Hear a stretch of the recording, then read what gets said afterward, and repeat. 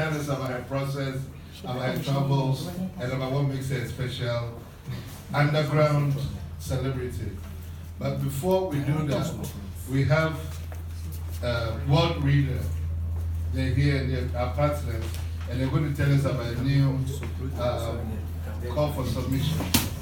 So I'll just wait for. Do you think I have enough people to talk to? I guess you can start now. Yeah, we can. So ladies and gentlemen, we just the very wonderful Mrs. Agbayeke. And Ghana, World Reader. Welcome. Casa is your casa. Thank you. Good afternoon, everybody. My name is Casey. Sorry. And I'm here with my colleague Justin, and we have a wonderful opportunity for you guys which I want to talk to you about. Then I was at the lunch as well as two other people. In brief, this is what it is. We have launched a project called Inspires, and what this project seeks to do is to put together a collection of 30 titles that are about women, that would inspire both men and women, and would see the conversation around gender empowerment and gender equality. And as part of the project, there's a writing contest. For the writing contest, we're reaching out to everybody, both men and women, to submit contents that are around certain issues. I won't go into it because of time. These posters will be around campus. There's information on our website. There's a PDF that you can read or download that gives you more information about the writing contest and how you can enter. The thing is that the prize money for the top prize is $2,000 US. That's really, really cool, I think, because I can do That's $2,000. Why not going to $2,000? I can do a lot with $2,000 US, and I'm sure most of you can also do a lot with $2,000. So I would encourage all of you who have any story you want to enter to feel free and enter, because you never know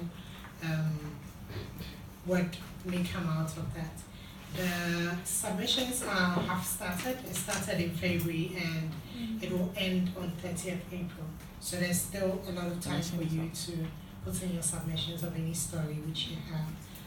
I don't know, I'll pause here for questions if you have any question you want to ask. Anybody? Is it short stories or poetry or what kind of? Okay, so it's a story. It's a story writing competition, and the word count is between 3,000 and 8,000 words. Yes, so it's a short story competition.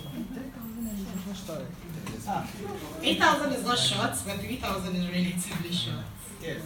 And it's for young adult readers, so it doesn't have to be as short as children's books. We want it to be engaging enough so that it would keep readers hooked till the end. Any questions? There's a microphone on the green table. Please, is it open to all students? No, it's open to everybody, whether you're a student or not. Once you have a story to tell, which is about women's empowerment, and it could be fiction, it could be non-fiction.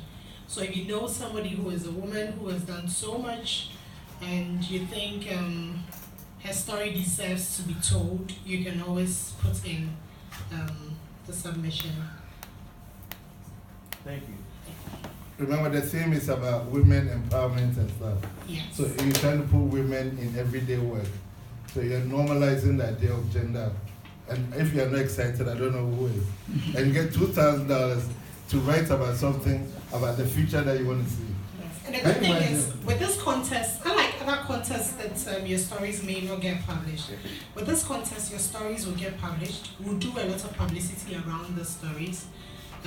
We are going to have some book club engagement, so we're going to get as much as 30,000 women reading your books on our mobile app, and we are going across West Africa So from Ghana to Nigeria to Sierra Leone to even the French-speaking countries, though my French is very rusty, but we would find a way to reach them also.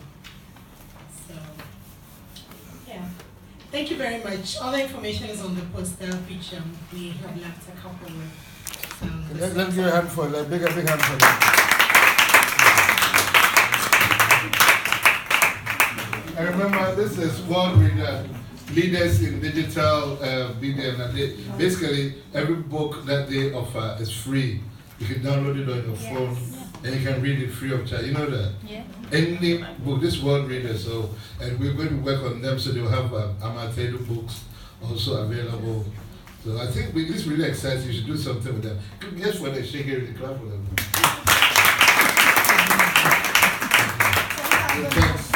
And then next Wednesday, how many thousand books? 10,000 books. 10,000 books available on your mobile phone. Free. Free. Just open and read. There's the app is there. Just download the app, World Reader, and that's all you do. You got it. It's kind of exciting. So thanks again. You can also follow us on social media, Facebook and Twitter and Instagram. Yeah, let's do that. Let's do that. Some information there. Let's do that. So let's clap for World Reader. Let's read the book. And next Wednesday, you're invited to come and do the experience again. We'll be here next Wednesday. So thanks again. Let's give a big clap and then we can. I know you all have to keep moving on to other things. So I'm not going to bore you. I'm just going to bring our presenter right now. And I don't want to talk too much. So I'll just say, Miss Meka, Teresa Meka. She's coming to talk to us about photography, about her work. Oh, I'm sorry. I hear she said Mrs. now. So I don't know exactly what that means. Yes. So I got Mrs. Meka.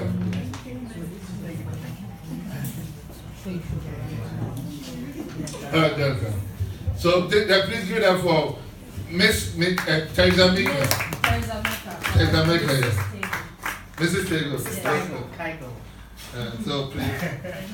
So I have to stand. And you can go ahead. Show them what to do.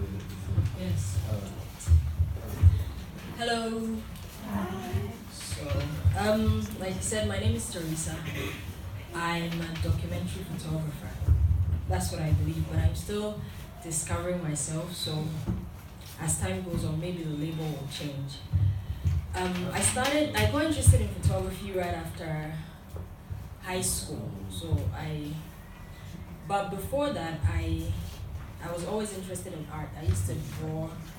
I used to take things apart. And when I was growing up, my uncle lived in the States.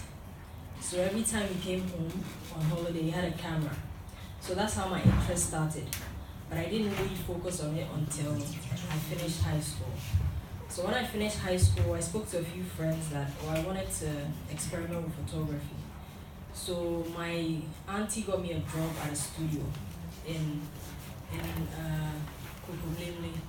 And funny enough, the lady who owned the studio went to this school, but it was when the school was in Accra. So I started working there. I didn't know anything about photography, and I started picking up stuff. But majority of the things that I've learned has been on the internet. So because I had an interest, I started photographing. At the time, I had a little camera that my uncle had given to me.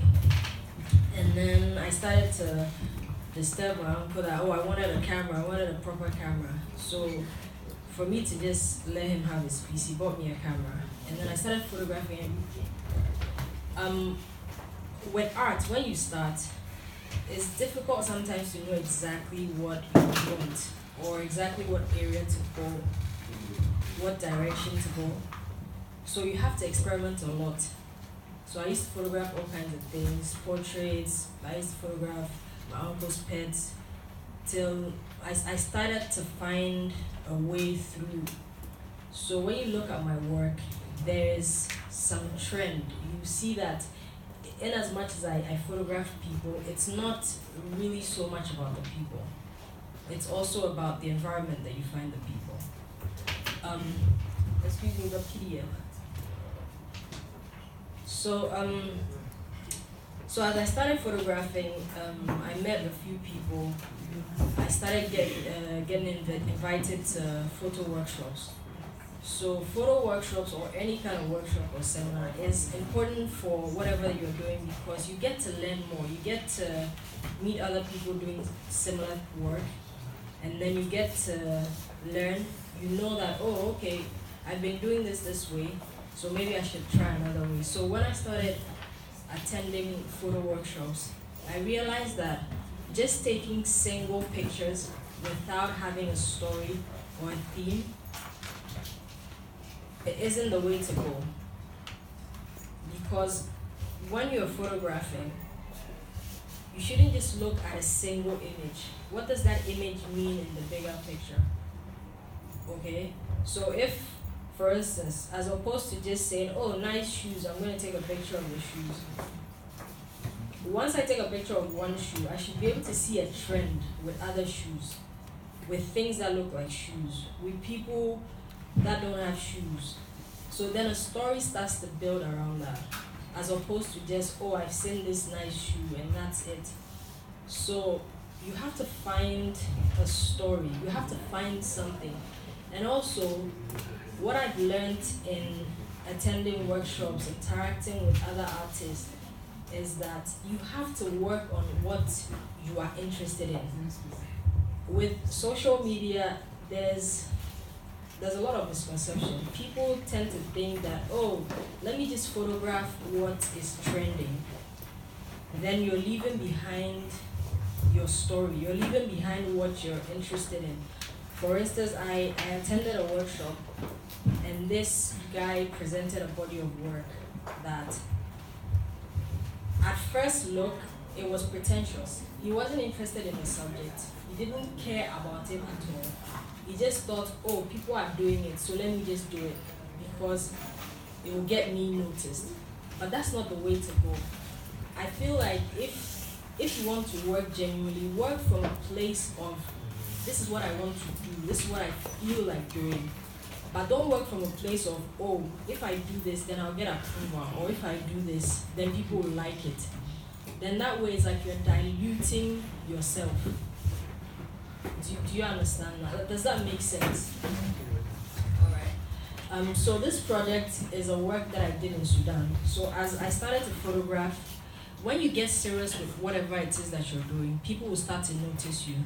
So as I got serious with photographing, I started to meet people that introduced me to other people. And then I started getting opportunities to travel. So one time I met this photographer from Nigeria. I showed them my work and they blasted me. I went there with my little brother and I was so embarrassed after the session because they told me that they didn't understand what my photos were about and they thought I was wasting my time. But every time I get a comment like that, I don't say, oh, that's the end, I'm not going to do this again. I say, okay, tell me what you think I should be doing, right? So if you're doing anything worth doing, you meet people that will give you a negative comment, but sometimes it's not negative, it's constructive, all right? So when somebody gives you a comment or feedback that you think is negative, ask yourself, is it just negative or is constructive? What am I taking back from this? So I took the feedback from the guy, and then I continued with my life. A few months later, I get a call from him and he says, would you like to go to Sudan? There's a photo workshop happening there, and you are invited to, you see? So at first he met me, he didn't give me a positive feedback. But if I had given up, then the opportunity that came after that wouldn't have come. So I went to Sudan and it was a group of young photographers and they asked us to pick a subject and photograph the subject. So as I was walking around, I always come at my subject from a curious point of view. So most of the things I photograph is just out of curiosity. I see something and then I say, let me investigate it further. So I saw beds. I noticed as we were going around in Khartoum that there were so many beds. And then they were not used like we use beds here. You find beds on the street, you find people storing things on top of beds. So then I started to ask more questions, and that's how this project came about. So I photographed all the beds that I encountered, and then including the bed that I slept on. So it's one of the works that I've done that has been exhibited, has been shown a lot, and then the organization that invited me to do the work, they've also, I think as at the last Venice Biennale, it was part of the installation that I did there. Where is it? Venice Biennale. In Italy, but I didn't go. There'll be a question and answer later on, so now. All right. The next body of work, Jamestown. I hope I'm not talking too fast.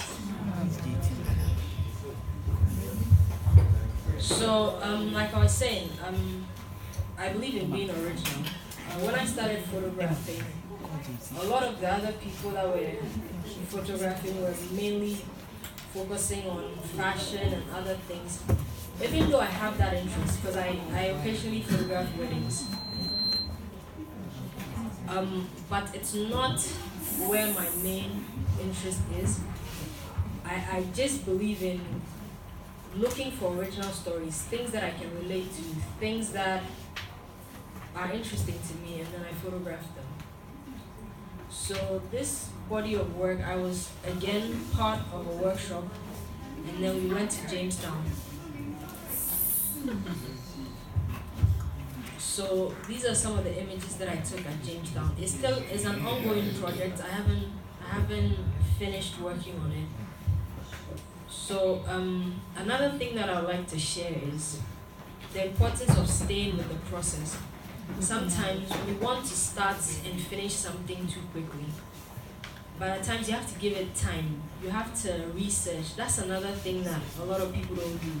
They think that, oh, I take this picture. Let's say you go to Jamestown, you take a picture. Jamestown has a lot of history. Jamestown is not just Jamestown.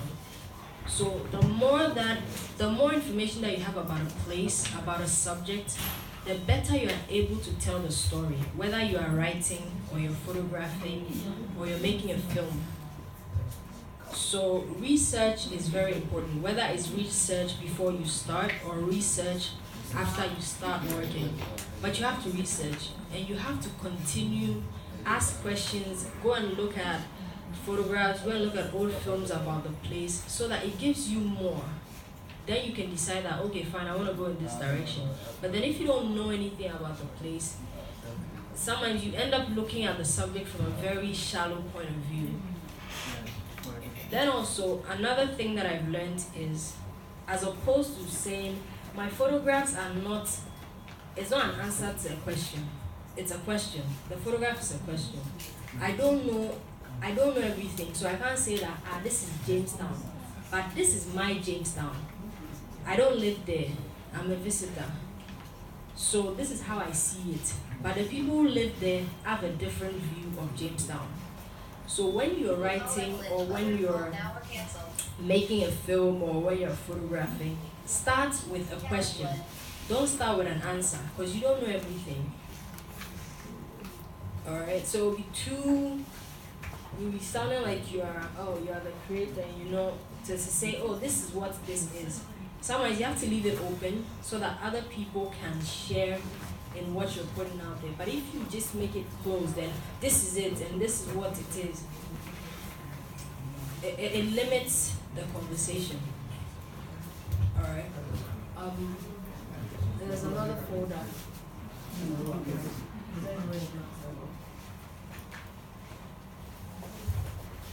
Street feature. Yes.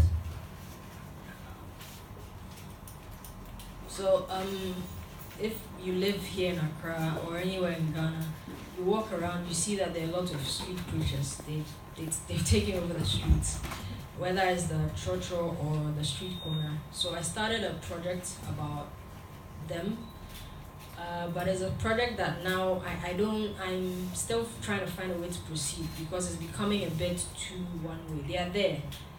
So I'm trying, because the street preachers, it feels like I've met them at the end of the story.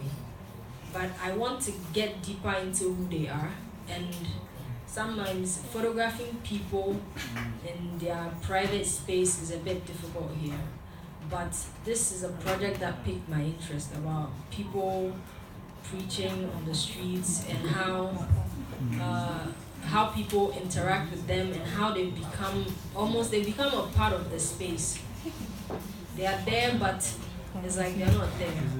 So that's why I did this project, and I'm trying to continue to go deeper into the story.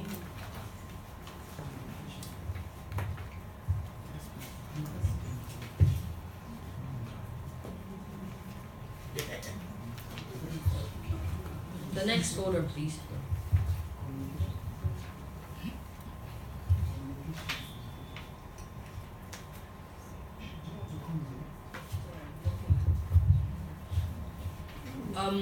So this is a project that I did in Denmark. I was invited to live in a city for a month, and they wanted me to photograph the city based on my point of view, so that's it. So they invited a bunch of other people, and everybody had to photograph the city the way they see it.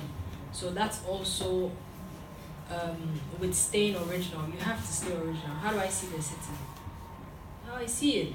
But if I say, oh, we are friends and we are all here, and you cry, how do you see it? So that we all see it. It doesn't work like that. You have to stay true to you. You have to stay true to how you see. That's what makes the difference. And I can't say this enough, because I'm tired. I'm always talking with Henry, and we're tired of people copying someone who's not even, because sometimes we don't know how good we are, and then we are copying someone who doesn't even have the depth of what we have. So you have to stay true to who you are. Stay true to your voice, whether or not you get fame. Because then a lot of artists now want to make the big bucks, want to do this, but sometimes it's just the impact.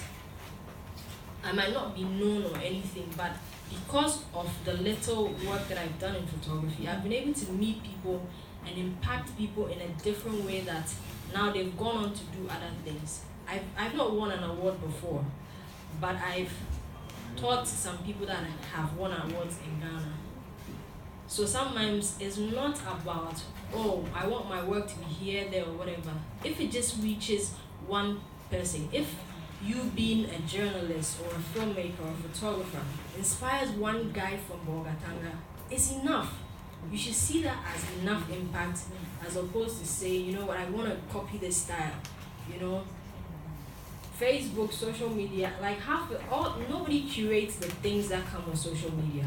So it's just a lot of things. Half of it makes sense, the other half is, so if you're copying that as your yardstick for good work or for good writing or whatever, it doesn't help you. So sometimes you have to drown out every other voice and listen to your one voice. All right. If we can go back to yes.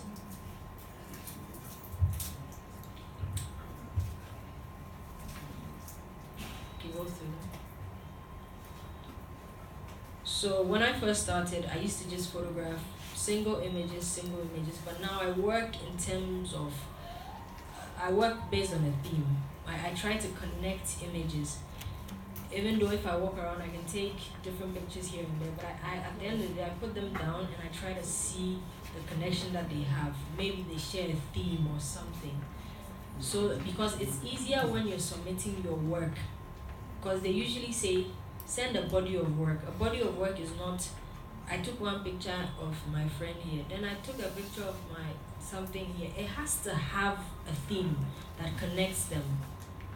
Then that makes it a body of work. When you work that way, it's easier to connect the things that you're doing, and it's easier to build a project around that.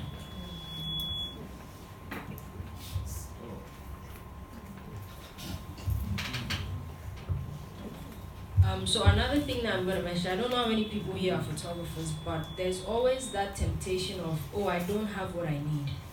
oh, I don't have this camera they just released. When I started photographing, and some of my best photos were taking. It was taken with a camera that wasn't even. It was a 6 megapixel camera. When you think about it now, it's not. So sometimes don't worry about, oh, I don't have this and I don't have that. If you see the kind of movies that people are making with phones, you'll be surprised. So sometimes don't worry about what you don't have. Use what you have. Keep doing that till you can get to a place where you have what you need. But then if you make your limitation that, oh, I don't have this and I don't have that, then you're not going to get anywhere.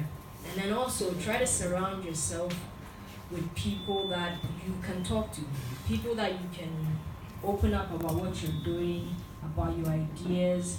Not people who are going to steal your ideas. We have a friend like that. But someone that you know that, oh, we are doing the same things. I can talk to this person. You're not always going to find people like that. Sometimes you talk to your family people, they don't understand the pieces of papers you're carrying around, the pictures that you're taking. So it's okay if you don't have people like that. You encourage yourself, but then it's also good if you have people that you can talk to, interact with, share ideas with. Yeah. So now I'm open to questions, I think.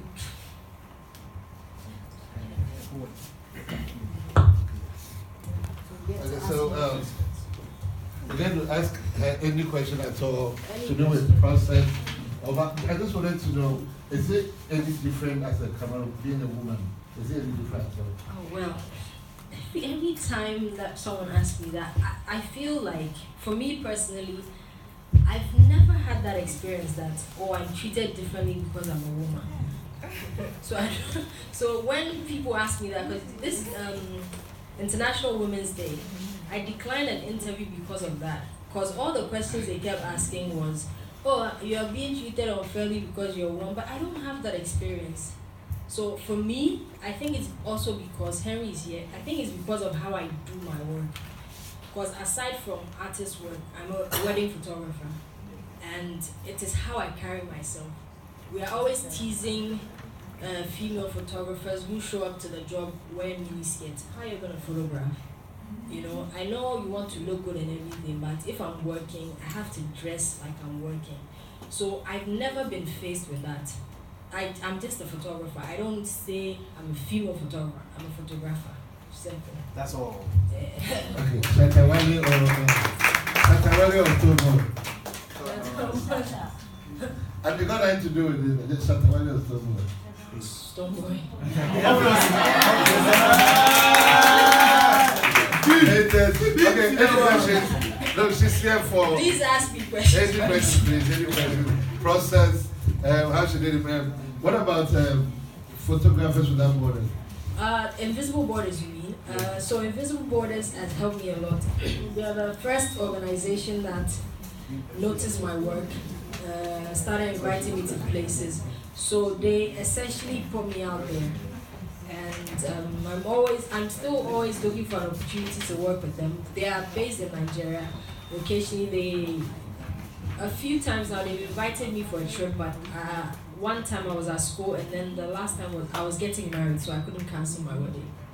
But they've been very instrumental with my practice, and yeah, so it's good to collaborate, look for collectives, look for, always on the internet, look for opportunities for photographers, look for open calls. So that's how I got connected to them.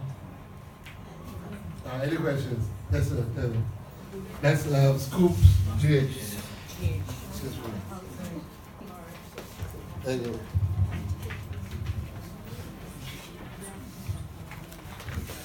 So my name is Lesto Alakoi, a blogger and anything else. I want to find out, I have two questions. The first one is, what is your utmost goal? Because every photographer has. They just keep going. Okay, so because like an artist, every artist has a goal. Your utmost goal, like where you're seeing yourself in the world of photography, not only locally but internationally. Secondly, I want to find out what your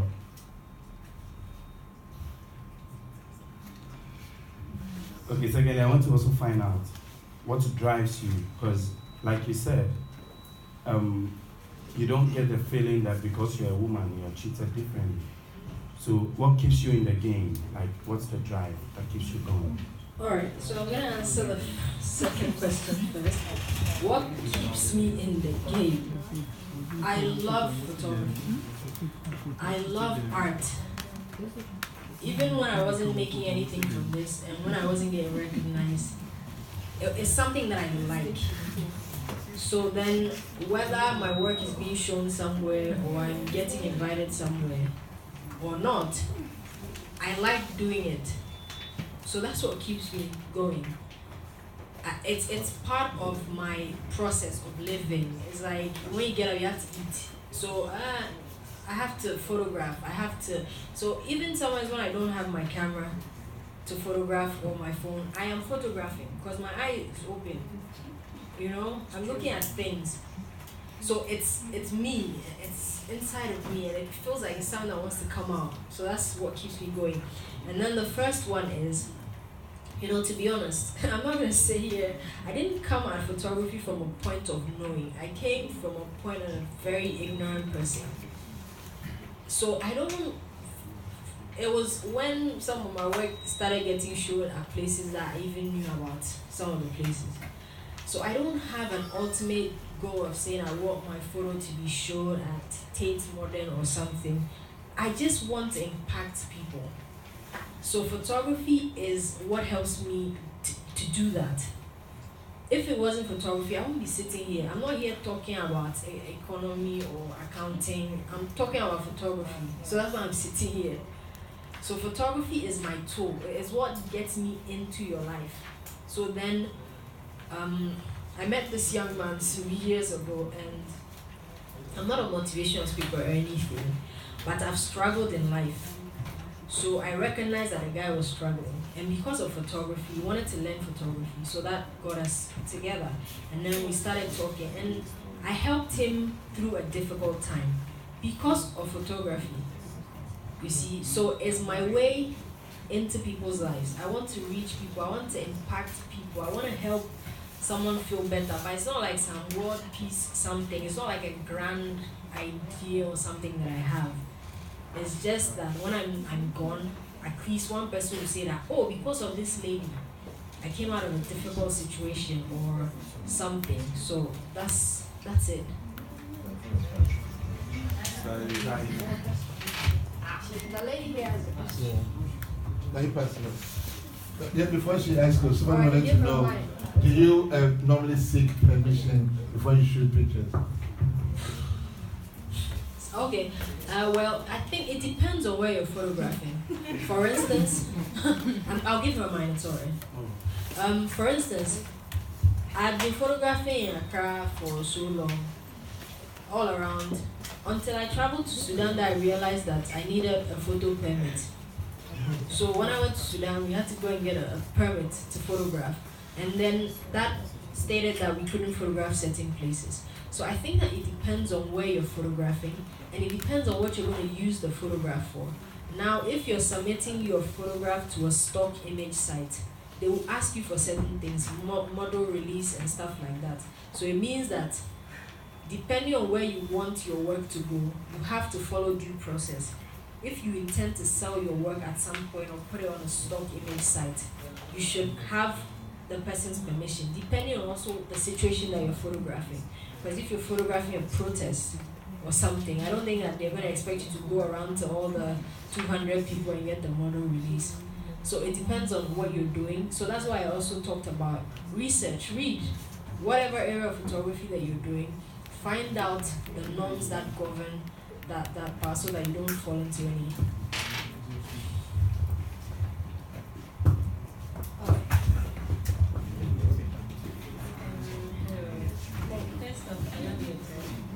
Thank you. I want to know, how long have you been doing this, and when did you realize that you have an interest in photography? It shows she wasn't here when I started. Anyways, I realized that I had an interest in art when I was growing up. when I was growing up, my uncle used to live in the States and he always had a camera when he came for holiday. He's not a photographer, he just had a camera. So I knew that I was interested in art because I used to draw. But then I didn't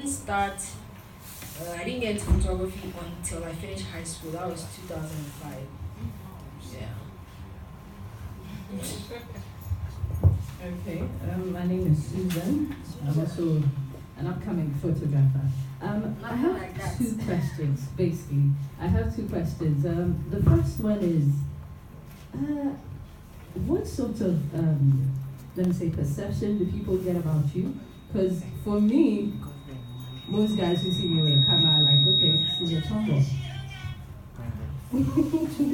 Yes. And my second question is, how do you blend marriage or family life with photography? Okay. Well, perception. Perception. Maybe Henry should answer perception, but Susan, it's too late for them to think you are already in it. So, but plus there's not like upcoming photographer. I don't deal with funny labels, and so perception. I think that, like I said, you're a female. You're taking pictures. Excuse me to say, I think we're all 18 here. You're not using any body parts to operate the camera. So make sure that what the boys can do, you can do it. I will not take it easy if you're a female and you're taking crappy pictures. Why? Do you get it? Learn your craft. Know your stuff. I shoot weddings with Henry. You see, and even the boys, some of them, they are honest. I'm better than them.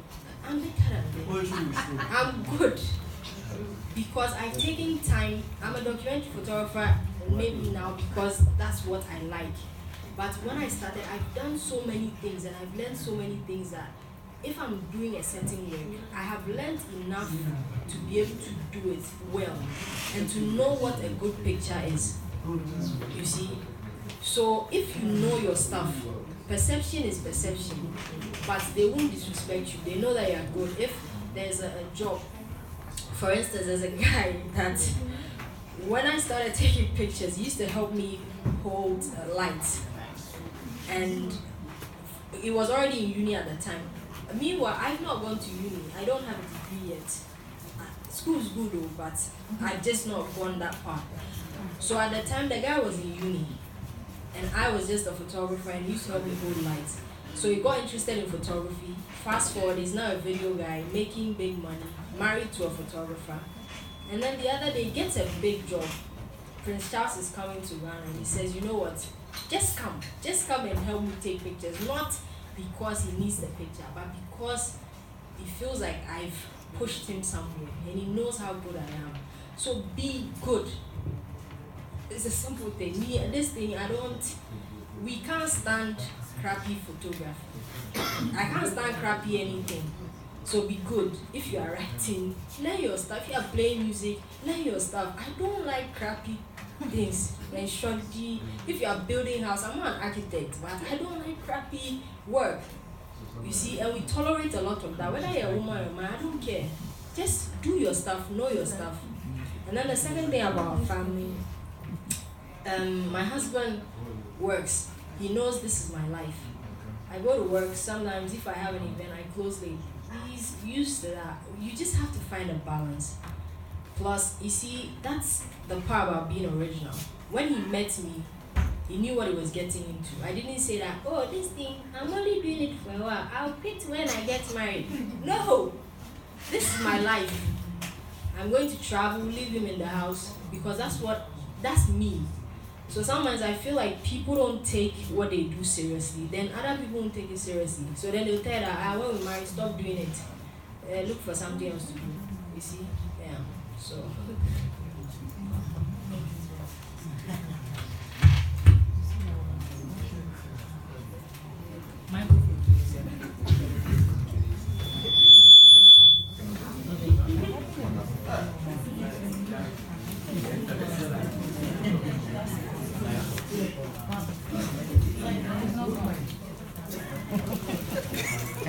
Okay. So, my name is Richmond. And have listened closely and also watched some of the photos that you have displayed. And I kept wondering how just taking pictures can speak so much. And I'm quite impressed. Normally, of course, I don't take pictures anyway, but I didn't know that pictures could be put together like that. It can be that meaningful. Because in a much more qualitative way, you try to exhibit the lived experiences of people, which is quite okay. But whilst I was going through all this, there was this thing that came to mind. I'm sure you have heard about, is it Kevin Carter or something? Kevin Carter.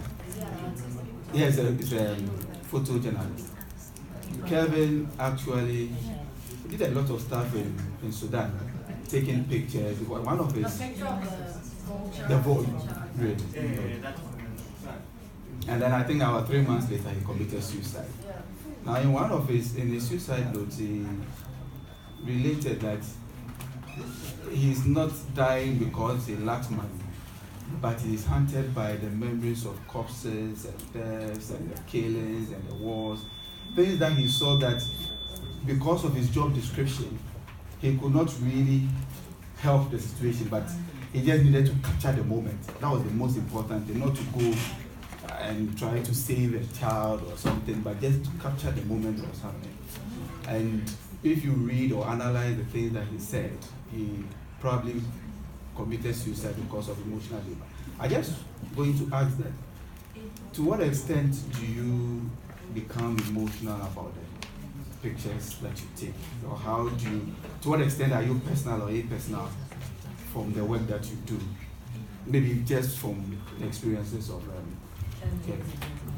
Well, I feel like Kevin is a photojournalist, so I think the rules that govern what he does, the kind of work that he did, is quite different from me. I'm not a photojournalist, and sometimes photographers have had this debate, because then we keep saying that, fine, something is happening, I go and photograph it. How true is it? Because in a situation with Kevin's thing, people debated that, oh, he should have helped the child, but then some people said, if he had helped the child, that would have changed the story. Okay? But it's because of where he is. He wanted to capture something that sends across a certain message. Okay, so in as much as you think you're taking a true picture, the fact that you're standing there has already changed the picture. Right? So if I was Kevin, I probably would have taken the picture of the child, because that's not the kind of things I photograph. I study a photographer, he's a South African photographer. His name is Santu Mofokeng. And during the apartheid, whenever there's a protest or there's a riot, he was a press photographer. So they send him to go and cover something, but he doesn't drive. So by the time he gets there, everything is over. So then he started photographing the aftermath of riots and those things, and that's how his work developed. But then there were also other photographers at the time that were press photographers. They are there photographing people that they are beating and stuff like that. So it depends on you as a person. Find your area.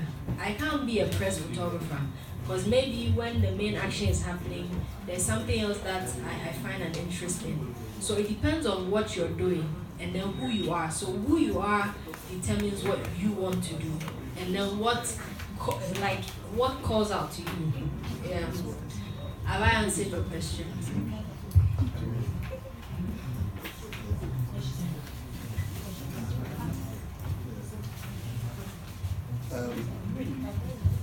I don't have my glasses. Somebody got a question here, but I don't have my glasses.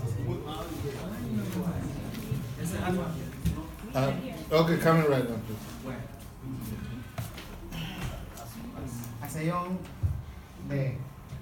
As a young child who is interested in photography, what can she do to overcome that?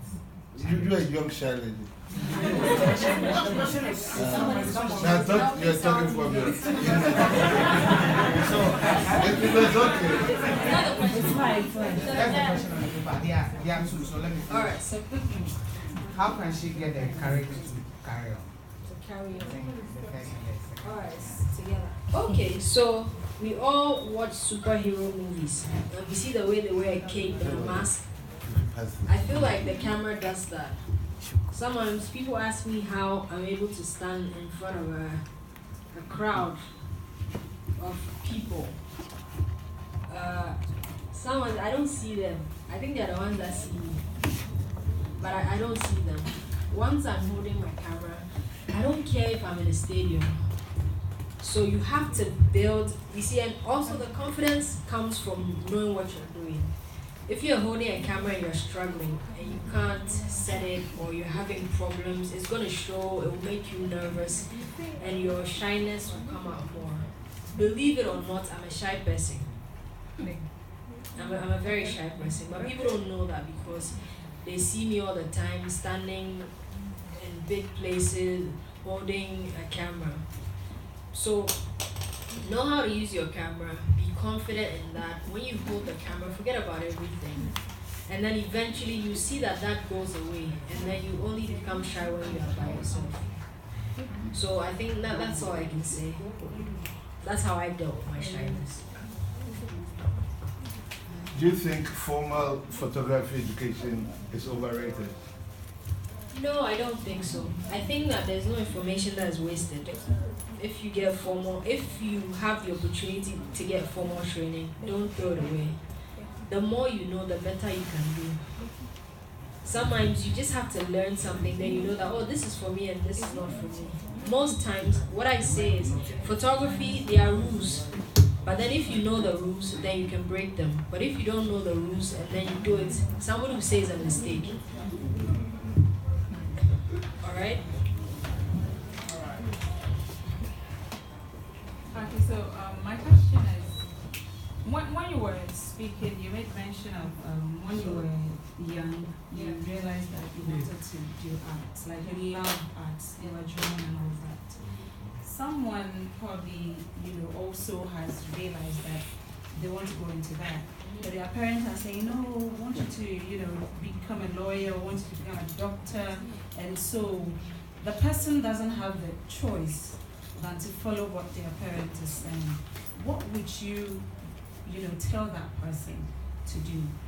The person really, really wants to do it. But the person can't just, go into photography or because the parents are saying this and that. What would you tell that person? Okay, so for the purpose of talking about myself, I couldn't have told you everything. Otherwise we'll be sitting here the whole day. So when I said I wanted to be a photographer, it wasn't like, hey, go and do it. They're like, why? But you have good grades, go to school. But then there was no photography school here. They couldn't afford to send me where there was a photography school. Right? So, two scenarios. So if you have parents that are difficult, you talk, you show them your stuff, your work, they are not agreeing. Do what they want you to do. No skill is wasted. This day and age, even if you're a photographer with a law background, great. Then nobody can mess with you. You know your stuff. If you're a photographer with an accounting background, all the better. So if you have parents that are not allowing you to do what you want to do what they want to do because they are sponsoring you, right? Then that way you are equipped now, you've gotten a degree, you can get a job, then you can be free to do what you want to do. Because if you are in that situation and I say, oh, fight them, leave home, where are you going to go to? I'm a very realistic person. But then you also have parents that, oh, they'll tell you to go and do law. Then you say, oh, I want to be a painter. And then you start begging. Then you start telling people to beg them. And after a while, they'll see that you are serious all the time. You are drawing. Oh, your work is not bad. Then they'll budge. And then they'll help you do what you want to do. But most of the times, people don't have that kind of parents. They say, go do law. Go do law. Go do that thing. You see, you can practice. You see, sometimes it's not about, oh, I want to be a photographer, then I'm running around being a photographer. Once you are doing law, who's stopping you from photographing? Do you get what I'm saying? These days, you can rent a camera. You have a phone. Everybody here has a smartphone. It has a camera. Most of the phones in this room has a better camera than the camera I started with. So don't let anything limit you, parents, nothing. So am I gonna come help you fight your parents? To add up to what she said, there's a colleague of ours. He went to law school last year. Then he dropped the law books and picked up a cover. Today he's making more than these are put it to you people with this. Yeah. Myself, I wanted to do photography. My parents like, no, go and do general arts. Which one? The one with the art mass. I'm dyslexic. It's just a recipe for this disaster. You know? And now, oh, this is my son. No, he's a lecturer. He's an artist. Blah blah blah. Everybody that comes to the house, you're helping them, but you don't tell them that when you wanted to start. You know. But because we have heat in the room, and then there's another program coming up, we'll have to cut it short here. Okay, so let's give it up for Teresa. Thank you so much for coming. And we're looking for, where can they reach you if people want more information? I'm on Facebook, Teresa Meka. My Teresa has no H, Teresa Meka, Meka. And then on Instagram, the same thing. So send me a message, Teresa Meka, gmail.com. Send me a message. Let's keep it rolling. Teresa Meka, and then Twitter, Facebook. Facebook, the same. Okay. Just same, Teresa Meka. Okay. And we want to really thank her a lot for coming here. And as you know, she's one of a few of the underground celebrities that we're honoring. These are underground legends. And maybe you're not aware now, but in 5 years, 10 years, you see where we're going. These are people who are making changes through subtle, quiet ways. And face of all, give it up for Teresa, please. Next week we'll have another underground legend, same day, but it will be preceded by some spoken word and some jazz music, and some wine and crackers too. And just so that Teresa knows that we didn't just waste the time, and that we apologize having we appreciate having her here. I want you all to join me, thank her so much, and to give her this little token of, we should have framed it. I mean, she knows where we're coming from. So please, this is for the lady for spending time to come talk to us. So that's Teresa. And if you want to do pictures and stuff, you can do it right now. But we're having a short interview immediately after in my office. So anybody want to do pictures, you can put the lights on and we do. Maybe the next 3-4 minutes, you can do your pictures and everything. Let's figure some music. And I beg next week, please, immediately after this, AFCOM is launching, so I'll be very happy if you can wait. It won't take more than 5-10 minutes. And AFCOM is launching. We have minerals and water and everything. And then next week, Wednesday, same time, another episode. And then the Thursday, yeah. So let's do the pictures right now. Can we get some music, please? The pictures, what AFCOM is coming to set up. AFCOM can come and set up. And we do pictures. And I keep wanting to get pictures before you go there. I thought before you go there. Okay, 10 persons insisting that we have to agree that we wouldn't do midterm. But I'll only release that after AFCOM. So I need you to stay for a few more minutes. After AFCOM, I'll release that information. Any pictures, let's do that now before we close. You want to do pictures with Teresa? This is the time. Okay, then let's AFCOM set up there.